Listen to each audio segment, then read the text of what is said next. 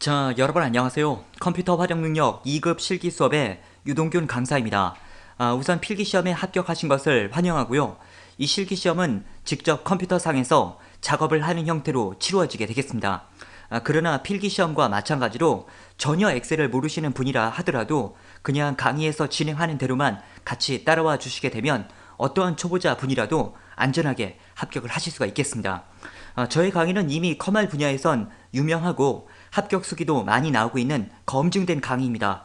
그 중에는 40대, 50대, 심지어 60대 분들도 합격을 하신 수기들이 있었기 때문에 어떠한 사람이라도 강의만으로 합격은 가능하고요. 열심히 진도만 나가면 된다라고 단순하게 생각을 해 주셔도 되겠습니다.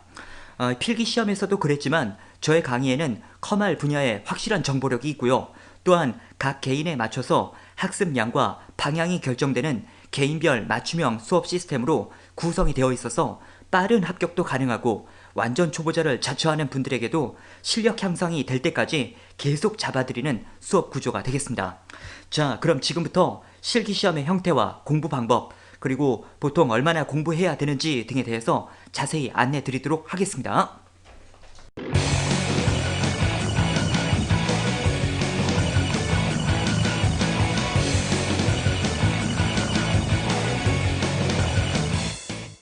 자, 그럼 시험의 개요에 대해서부터 설명을 드리도록 하겠습니다. 이 컴퓨터 활용 능력 시험은 컴퓨터를 통한 스프레드시트 작업과 데이터베이스 작업의 원활한 수행 능력 유무를 평가하는 시험이 되겠습니다. 여기서 스프레드시트는 엑셀을 말하는 것이고요. 데이터베이스는 액세스를 말하는 것입니다. 컴활 1급 같은 경우는 두 개의 과목을 다 응시하게 되겠고요. 2급 같은 경우는 스프레드시트만으로 평가를 하게 되겠습니다. 대한상공회의소에서 주관하는 국가기술 자격증이 되겠고요. 필기시험과 실기시험으로 구분이 됩니다. 모든 국가기술 자격증이 그렇듯이 한 번 필기시험을 합격하게 되면 2년간 실기시험을 보실 수가 있고요. 그 2년 안에 실기시험을 합격하게 되면 완전히 자격증이 나와서 평생 자격사로 남게 되는 흐름이 되겠습니다. 시험은 정기시험과 상설시험으로 구분이 되는데요. 정기시험은 정해진 일정에 응시할 수 있는 시험이 정기시험이 되겠고요. 상설시험은 각 지역별로 수시로 진행이 되는 시험이 되겠습니다. 이 상설시험의 일정은 지역마다 다른데요. 대도시 같은 경우는 거의 매일 시험이 있고요. 중소도시도 일주일이나 2주일에 한 번씩 정도는 시험이 있는 형태가 되겠습니다. 저에게 제일 많이 묻는 질문 중에 한 가지가 정기 시험이 쉽나요? 상설 시험이 쉽나요? 이 질문인데요. 일단 시험 기관에서 어떤 시험이라고 해서 더 쉽게 내고 어렵게 내고 이렇게를 유도하는 것은 아닙니다. 그러나 시험의 특성을 잘 활용하시면 둘 중에 한쪽이 약간 수월하다라는 것을 예상할 수가 있는데요. 뭐냐면요. 정기시험 같은 경우는 1년에 정해진 일정에 의해서 치루어지다 보니까 그때그때마다 시험 출제 위원을 위촉합니다. 그래서 새로운 문제들이 출제될 확률이 아무래도 더 높다라고 할 수가 있겠고요. 반면 상설시험은 이제 그때그때마다 시험 문제를 만들 수는 없죠. 문제 데이터베이스를 준비해 놓고 거기서 이제 뽑아서 랜덤으로 시험이 치루어지는 형태입니다. 그러다 보니까 아무래도 이전에 봤던 기출문제와 동일한 문제가 출제될 확률은 정기시험보다는 상설시험이 높다라고 할 수가 있겠습니다. 그래서 특별한 이유가 없다면 아무래도 수시로 진행이 되기 때문에 응시하기도 편하고 또한 시험의 난이도도 약간 수월할 것을 기대할 수 있는 상설시험으로 응시를 하는 것을 권유드립니다. 정기시험으로 필기시험을 합격하신 분이 실기시험은 상설로 합격하셔도 되고요. 또한 상설로 필기시험을 합격하신 분이 실기시험은 정기로 보셔도 되고 상관은 없습니다. 자, 다음은 시험에 사용되는 프로그램 버전이 되겠습니다. 2018년도에서부터는 시험 버전이 한글 MS 오피스 2010 버전으로 출제가 되고 있습니다. 2017년도까지만 해도 2007 버전으로 시험이 출제가 되고 있었는데요. 2018년도에서부터는 2010 버전으로 출제가 되겠습니다. 그러나 여러분 가정에는 2010 버전 외에 다른 버전들 2007 버전이라든지 2013 버전 혹은 2016 버전 뭐 이런 다른 버전을 가지고 계신 분들이 또 많이 계실 건데요. 그러면서 이제 2010 버전 말고 이런 다른 버전으로 연습을 하면 이제 안 되나요? 라고 물어보시는 분들이 많이 계셨습니다.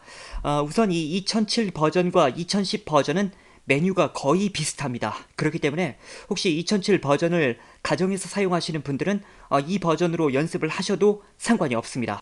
그리고 2013 버전이나 2016 버전, 이 2016 버전은 다른 말로 오피스 365 버전이라고도 말을 하는데요. 얘네들은 2010 버전과 비교를 해봤을 때 차트 부분이 약간 다릅니다. 차트 부분만 제외하고 나머지 부분은 2010하고 역시 비슷한 형태가 되겠습니다. 그러면 여러분들 중에서는 아니 제 가정에는 이제 2016밖에 없는데 그러면 이제 연습을 못 하나요? 라고 물어보시는 분들이 계실 거라고 생각이 되는데요. 그동안 제 강의를 학습하셨던 분들의 패턴을 놓고 보면 그냥 2013 버전이나 2016 버전으로 시험을 대비하셨던 분들은 많이 있었습니다. 물론 이제 그 중에는 작은 차이도 불편해 하셔갖고 2010을 따로 설치하는 분들도 있었습니다. 그러나 이제 어쩔 수 없이 2013이나 2016밖에 없다라고 하더라도 그동안의 학습 패턴을 놓고 봤을 때 학습은 가능하다. 이렇게 생각을 하셔도 되겠습니다. 그리고 강의실에 2013이나 2016 버전으로 연습을 하실 때 약간 차이가 있는 부분에 대해서 코멘트 매뉴얼이 또 준비가 되어 있습니다. 해서 그런 부분들을 활용하시면 되겠고요. 다만 이제 2007 이전 버전, 그러니까 2003 버전이나 그 이전의 예전 버전들은 학습이 어렵습니다. 왜냐하면 MS 오피스 프로그램은 2007 버전을 기준으로 해서 변화가 심하게 일어났습니다. 해서 2007이나 2010, 2013, 2016 얘네들은 이제 같은 그룹이라고 할 수가 있겠지만요. 그 이전의 2003 이제 버전부터는 많이 메뉴가 다릅니다. 해서 적어도 2007 버전 이상의 버전은 준비가 돼 있어야 된다. 이렇게 생각을 해주시길 바랍니다. 자, 다음은 실기시험의 기본 형태가 되겠습니다. 우선 실기시험 문제가 어떤 형태로 구성되어 있는지부터 먼저 설명을 드리겠습니다. 실기는 실제 컴퓨터에서 작업 형태로 이루어지는 형태입니다. 첫 번째 기본 작업 1번 시트에서는 여기 있는 자료를 그냥 쭉 입력을 하면 되는 부분이 되겠습니다. 그 다음에 기본 작업 2번 같은 경우는 서식을 설정하는 문제들이 나오는데 서식이라는 건 뭐냐면 여기 색깔이라든지 선이라든지 혹은 표현하는 형태라든지 뭐 이런 것들을 지정하는 문제들이 출제가 되겠습니다. 그 다음에 이제 기본 작업 3번은 여러 가지 유형이 출제되는데 보통 조건부 서식이라든지 고급 필터 이런 문제들이 출제가 됩니다. 지금 여기 나와 있는 이 유형은 이제 조건부 서식이 출제가 되어 있는 건데 이 조건부 서식이라는 건 뭐냐면요. 조건에 맞는 자료에 대해서만 뭔가 이렇게 색깔을 부여하는 기능입니다. 고급 필터도 마찬가지인데요. 그래서 이 기본 작업 3번 같은 경우는 보편적으로 조건에 맞는 자료에 대해서 뭔가 추출을 하거나 혹은 색을 부여하거나 이런 문제들이 출제된다 라고 생각하시면 되겠습니다. 그 다음에 이제 계산 작업, 이 커말 시험에서는 이 계산 작업이 가장 어렵고요. 함수 문제들이 출제가 되는 부분이 되겠습니다. 여기 보시면 이러한 식들이 쭉 나열이 되는데 결국엔 여러분들이 실제 시험을 볼 때 이러한 식을 구현할 수 있을 정도까지 연습을 해 나가셔야 됩니다. 제 강의에서는 이 함수 문제를 비교적 수월하게 풀 수 있는 함수 마법사를 이용해서 풀이하는 방법들을 설명을 드리게 됩니다. 그래서 진도를 충분히만 나가신다면 이 함수 문제들도 여러분들이 자신있게 문제를 풀 수가 있겠습니다. 그 다음 이제 분석작업 1번과 분석작업 2번에서는 역시 여러가지 유형들이 출제가 되는데 피벗 테이블이라든지 아니면 데이터 통합, 데이터표 뭐 여러가지 유형들이 출제가 되는데 얘네들은 이제 모두 다 많은 데이터를 갖다가 필요에 맞게 가공을 하는 방법들을 이제 연습하는 부분이 되겠습니다. 그 다음에 매크로 작업, 이 매크로 작업이라는 건 뭐냐면요. 어떤 일련의 작업, 예를 들어서 여기에 어떤 색깔을 부여하고 선을 부여하고 뭐 이런 기능들을 하나로 통일해서 한 번에 수행할 수 있도록 만들어주는 기능이 되겠습니다. 매크로에 대해서도 연습을 하시게 되겠고요. 그 다음에 차트 작업, 말 그대로 이제 데이터를 갖다가 차트를 표현하는 방법이 되겠는데 엑셀은 이 차트 기능에 대해서도 아주 훌륭하게 자료 표현이 잘 되는 형태가 되겠습니다. 자, 그래서 이 실기시험에서는 이러한 과정들을 공부해 나가시게 되겠는데 결국 이런 부분들을 다 마스터 하실 때쯤이면 실무적으로도 엑셀을 잘 활용할 수 있는 단계까지 이르시게 되겠습니다. 자, 각 문제별 배점은 다음과 같습니다. 기본 작업 1번은 5점, 기본 작업 2번은 2점짜리 문제가 5문제입니다. 그래서 10점이 되겠고요.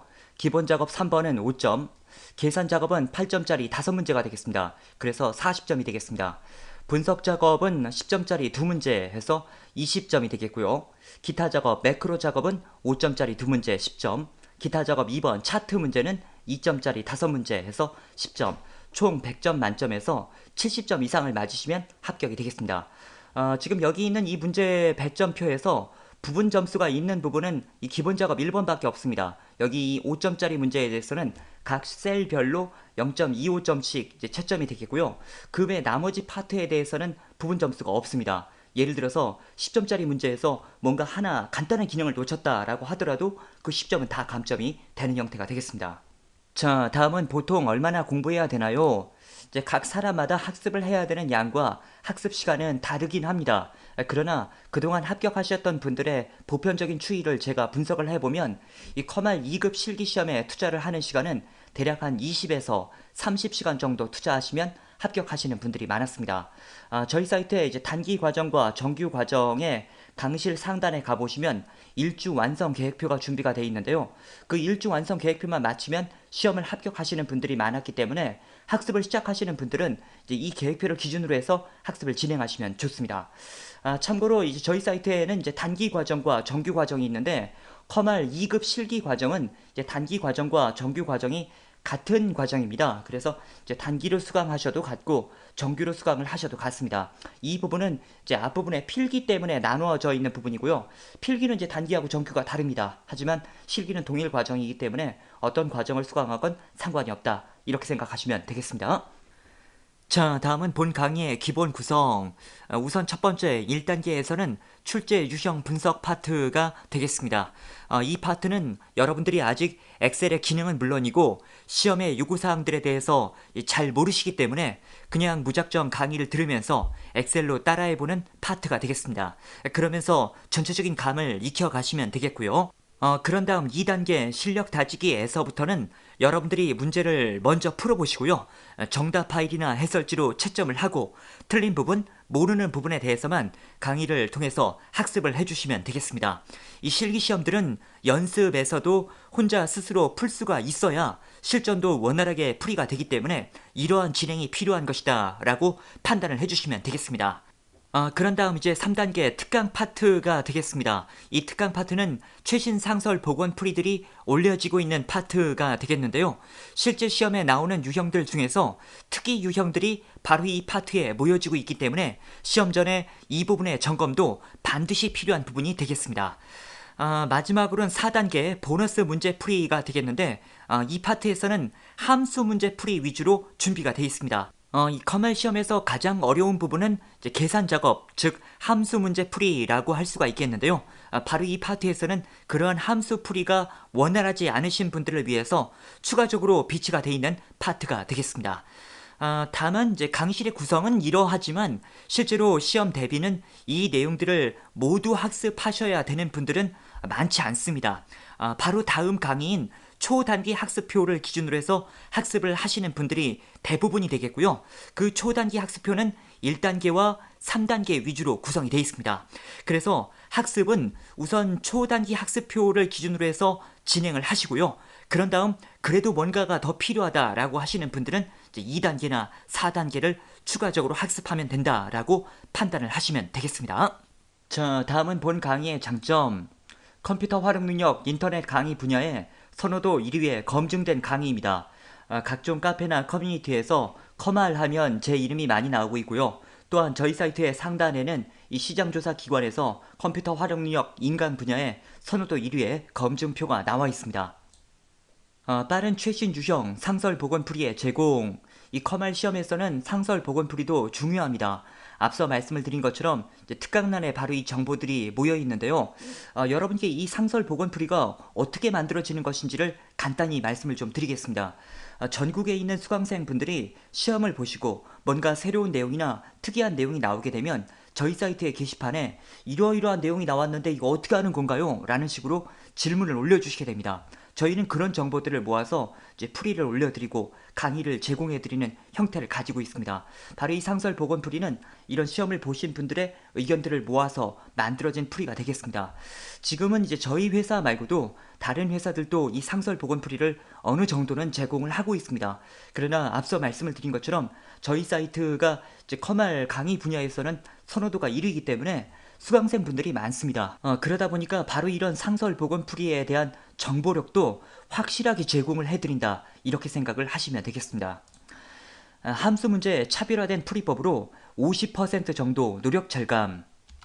자, 간단히 예를 좀 말씀을 드리겠는데요. 일단 지금 이 문제 같은 경우는 인상 여부를 구하는 것인데 사고 보험금에서 이제 가장 높은 1등, 2등, 3등만 구해갖고 옆에 보험료 인상이라는 글씨가 나오고 3등 이후의 값들은 다 이제 공백이 나오도록 하게 하는 것이 문제의 흐름이 되겠습니다. 지금 이미 답이 나와 있는데요. 여기 보시면은 if 한 다음에 가로 열고 랭크하고 가로 열고 뭐 이런 식으로 식을 쭉 기술하는 것이 보편적인 패턴입니다. 그러나 저는 이 부분을 풀 때 좀 수월하게 풀 수 있는 특이한 기법을 설명드리는데요. 지금은 이제 함수의 사용법을 설명드리기보다는 제 강의의 특별한 점을 안내해드리는 차원에서 간단하게 이런 특징이 있다라는 것만 말씀을 드려보겠습니다. 자, 일단 뭐 답이 나올 곳에 커서를 갖다 놓고 fx 함수 마법사라는 곳으로 들어갑니다. 자, 거기로 들어가서 이제 순위를 구하는 랭크 함수로 일단 들어갑니다. 자, 앞서 말씀을 드린 것처럼 지금 저는 이제 함수의 사용법을 설명드리기보다는 함수 마법사를 사용하면 이런 특징이 있다라는 것 위주로만 설명을 간단히 드리려고 합니다.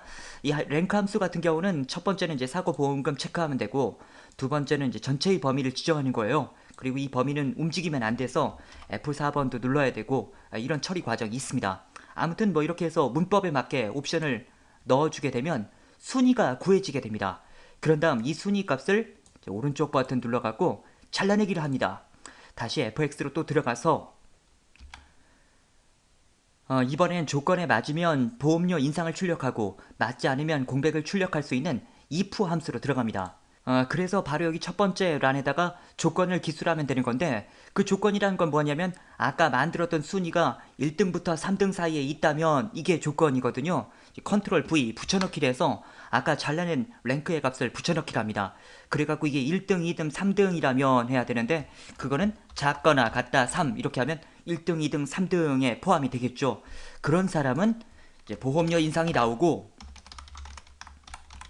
그렇지 않으면 공백이 나와라. 공백은 큰 따옴표가 되는 건데요. 예, 이렇게 해서 엔터 치게 되면 지금 식이 만들어진 겁니다. 그런 다음에 채우기 드래그 하면 이제 상황에 맞게 이렇게 결과가 나오거든요. 자, 어떠세요? 여러분들이 아직 이제 함수의 사용법이나 함수의 규칙들은 잘 모르시지만 지금 여기 나와 있는 이 식을 일일이 넣은 if 가로 열고 랭크 가로 열고 뭐 이런 식을 쓰는 것보다 제가 좀 전에 보여드린 것처럼 함수 마법사를 이용해서 단계적으로 문제를 푸는 것이 훨씬 수월하다라는 것을 예상하실 수가 있죠. 또한 좀 전에 보신 것처럼 이 함수 마법사에서는 이런 식으로 각각의 란에 대한 어떤 도움말도 얻어볼 수가 있습니다. 실제 시험에서도 이렇게 함수 마법사를 사용하는 것이 전혀 문제가 아닙니다. 아무튼 이 함수 마법사를 잘 활용하실 수가 있게 되면 문제들을 잘 수월하게 풀어나가실 수가 있겠습니다. 복잡한 문제를 분해하여 설명함으로써 여러 요구사항에 대해서 효율적이고 수강자가 쉽게 이해하도록 설명한다. 자, 이건 또 뭐냐면요. 일단 좀 전에 보신 것처럼 저의 강의실의 화면에는 하단에 이렇게 지문이 나와 있고 상단에 제가 작업하는 과정을 보여드리고 이런 형태로 구성이 되어 있습니다. 예를 들어서 이제 10점짜리 문제에는 지시사항들이 여러 가지가 있는데요.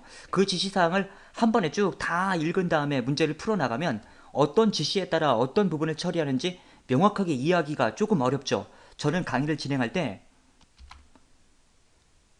이런 식으로 문제를 분해해서 꼭 필요한 부분들만 보여드리고 그거에 대한 어떤 동작 과정을 보여드리고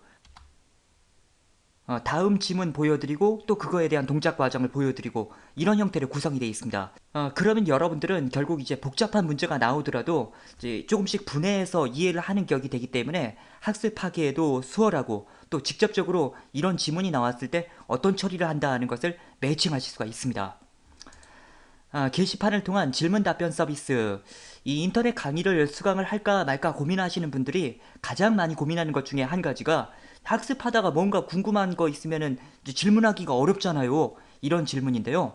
오히려 인터넷 강의가 초보자에게 더 맞습니다. 그것은 왜냐하면요. 실제 강의, 이제 학원 같은 곳에서 수업을 할 때에는 단체 수업입니다. 그런 단체 수업이 진행될 때에는 어떤 한 사람이 개인적인 질문을 하기도 어렵고 또 개인적인 진도를 나가기도 어렵습니다. 그러나 인터넷 강의 같은 경우는 그렇지 않죠. 언제든지 이제 나에 맞춰서 진도를 나갈 수가 있고 필요한 거 있으면 질문하면 그거에 대한 답변을 얻을 수가 있고 또한 공부하다가 모르는 거 있으면 반복해서 공부하면 되는 거고 오히려 초보자일수록 인터넷 강의가 더 맞다는 것을 말씀드립니다. 자, 이렇게 해서 시험에 대한 소개와 학습 방법들을 말씀을 드렸습니다.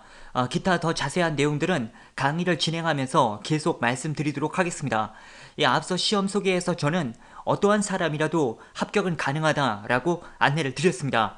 이 필기를 그냥 우연히 합격이 되셨어도 상관이 없고 컴맹을 자처하는 분이라도 상관이 없습니다. 다만 열심히 해보겠다는 의지는 필요합니다. 그래, 나도 대충대충이 아니라 뭔가 한번 열심히 해서 잘하는 사람이 되고 싶었어 라는 생각을 가진 분들은 이 강의만으로 반드시 가능하다라는 것을 다시 한번 말씀드립니다. 자, 그럼 소개 강의는 이 정도로 마치고요. 다음 강의에서 뵙도록 하겠습니다.